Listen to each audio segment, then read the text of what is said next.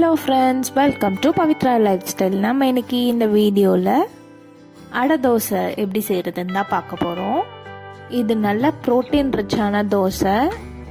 டயட்டில் இருக்கவங்க கூட கண்டிப்பாக ட்ரை பண்ணலாம். வாங்க எப்படி செய்கிறதுன்னு பார்த்துடலாம். அதுக்கு ஒரு பவுலில் 1 கப் அளவுக்கு துவரம்பருப்பு, 1 கப் கடலைப்பருப்பு, ரெண்டுமே ஈக்குவலாக எடுத்துக்கணும்.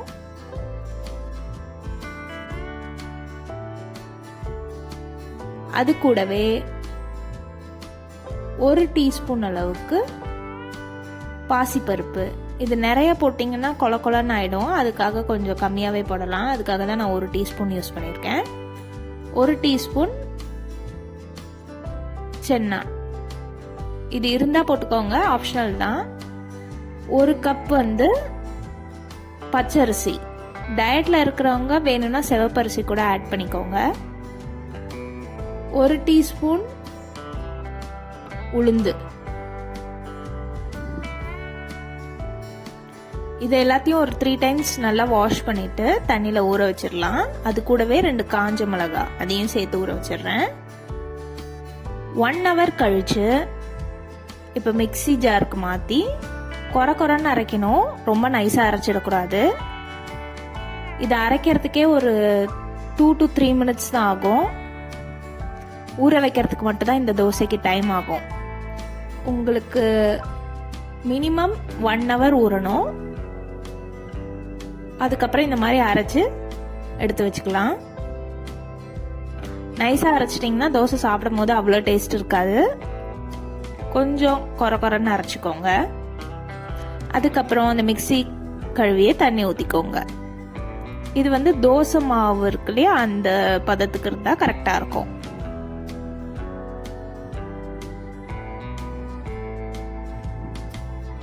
ரொம்ப திக்காவும் இல்லாம ரொம்ப தண்ணியாவும் இல்லாம வச்சுக்கோங்க. இப்ப இதுக்கு கொஞ்சம் தாளிச்சு ஆட் பண்ணணும். அது என்னன்னு பார்த்துடலாம். ஒரு கடாயில ஆயில் ஊத்திட்டு ஒரு வெங்காயம் கட் பண்ணி வச்சிருக்கேன், அதை ஆட் பண்ணிக்கலாம்.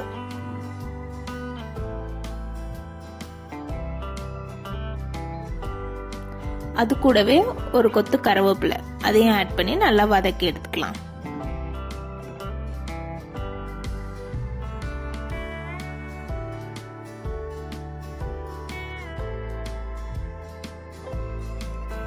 இது லைட்டா கோல்டன் ப்ரௌன் ஆனதும் நம்ம ஆல்ரெடி வச்சிருக்க மாவுல போட்டுடலாம்.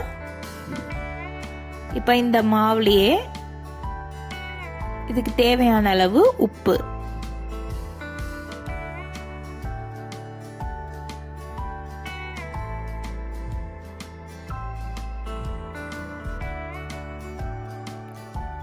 அதை ஆட் பண்ணதும் இந்த மாவு கூடயே பெருங்காயத்தூள் அதையும் ஆட் பண்ணிக்கலாம்.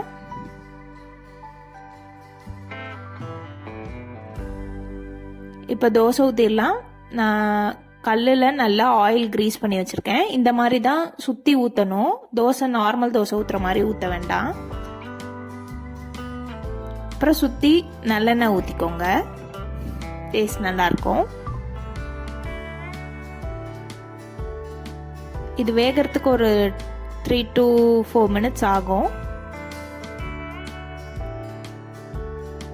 இப்போதான் நம்ம சேனலை ஃபர்ஸ்ட் டைம் பார்க்குறீங்கன்னா மறக்காமல் சப்ஸ்கிரைப் பண்ணிக்கோங்க. பெல் ஐக்கனை ஆல்ல வச்சுக்கோங்க. அப்போ தான் நம்ம போடுற ஒவ்வொரு வீடியோவும் உங்களுக்கு நோட்டிஃபிகேஷனாக வரும். இந்த தோசையை கண்டிப்பாக ட்ரை பண்ணி பாருங்கள். ரொம்ப சூப்பராக இருக்கும். எப்படி இருந்ததுன்னு கமெண்ட்டில் சொல்லுங்கள். இது ஒரு 2 to 3 தோசை சாப்பிட்டாலே ஃபில்லிங்காக இருக்கும். இந்த மாவுக்கு எனக்கு 8 தோசை வந்துச்சு. பாருங்க, பின்னாடியும் நல்லா வெந்ததுக்கு அப்புறம் சர்வ் பண்ணிட வேண்டியதான். எப்படி இருந்ததுன்னு ட்ரை பண்ணிட்டு கமெண்ட்ல சொல்லுங்க. உங்களை நெக்ஸ்ட் ஒரு வீடியோல பார்க்குறேன். Bye bye.